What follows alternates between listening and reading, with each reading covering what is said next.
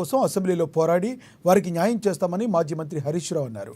గజ్వేల్ పట్టణంలో BRS party రాష్ట్ర నాయకుడు వంటేరు ప్రతాప్ రెడ్డి ముస్లిం సోదరులకు ఏర్పాటు చేసిన ఇఫ్తార్ విందులో ఆయన పాల్గొన్నారు. సీఎం రేవంత్ రెడ్డి దిగజారుడు రాజకీయాలకు పాల్పడుతున్నారని చెప్పుకొచ్చారు. గజ్వేల్ను రాష్ట్రానికి ఆదర్శంగా తీర్చిదిద్ది కేసీఆర్ అని తేల్చి చెప్పారు. కేసీఆర్కు గజ్వేల్పై కన్నతల్లి ప్రేమ అయితే రేవంత్ రెడ్డిది సవతి తల్లి ప్రేమ అని విమర్శించారు. కేసీఆర్ తెలంగాణలో మిగతా పట్టణాలకు ధీటుగా గజ్వేల్ను అభివృద్ధి పరిచారని చెప్పారు. ఈ నెల 26న అసెంబ్లీలో ఇరిగేషన్పై చర్చ ఉందని, చర్చపై కట్ మోషన్ ఇచ్చామని తెలిపారు. వారి సమస్యలు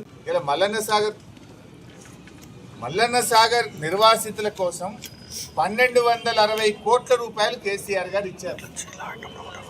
కొంతమంది కోర్టు ఉత్తర్వులు వచ్చినాయి. ఈ మధ్యలో కోర్టు నుంచి కొంతమంది ఆర్డర్లు తెచ్చుకున్నారు.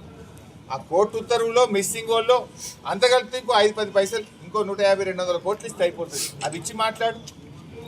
ఎల్లుండి 26వ తారీఖు నాడు ఇరిగేషన్ మీద అసెంబ్లీలో చర్చ ఉంది. దాంట్లో నేను మల్లన్న సాగర్ నిర్వాసితుల కోసం ఆల్రెడీ కట్ మోషన్ ఇచ్చాను. కట్ మోషన్ ఈ నిర్వాసితుల బ్యాలెన్స్ 5-10 పైసలు ఏదైతే ఉందో వాళ్ళకి వెంటనే చెల్లించాలని, వారి సమస్యలు తీర్చాలని చెప్పి 26వ తేదీ ఇరిగేషన్ పద్దు మీద నేను కట్ మోషన్ ఇచ్చాం.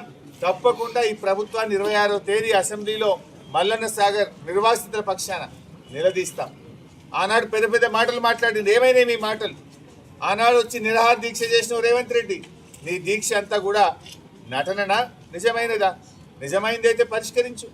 ఆనాడు కేసీఆర్ గారు తక్కువ ఇచ్చిండు అన్నా కూడా మరి ఇంకా డబ్బులు ఇప్పుడు ఎవరు వద్దట్టున్నాం. నువ్వు ఇంకా పెంచు, ఇంకా ఇయ్యి. 90 పైసలు ఇచ్చినాం, ఇంకా 5-10 పైసలు ఇవ్వమంటే చేతనైతలేదు నీకు.